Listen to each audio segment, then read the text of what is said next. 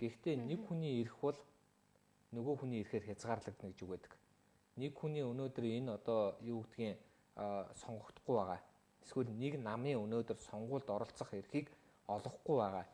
Энэ үйлдэл бол маш ноцтой асуудал.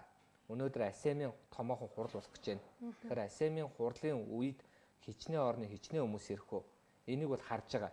Би Америк нэгдсэн улсын Сенатын танхимын төлөөлөгч нартай уулзсан. Тэгээд тэр хүмүүс Монгол улсын ерөнхийлөгч болон их хурлын дарагт албан ёсоор асууж илээ. Миний ойлгож байгаагаар бол ер нь хөгжингүй орн тийм байдаг. Ямар байдаг вэ гэвэл хүн сонгуульд ямар ч хүн оролцож болно. Тэр үгүй шоронд сууж байгаа хүн ч гэсэн оролцож болно.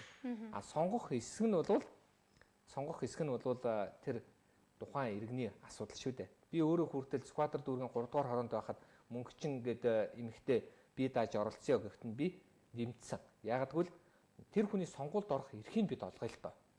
А дэмжих сонгох эрх нь бол бидний хувийн асуудал шүү дээ.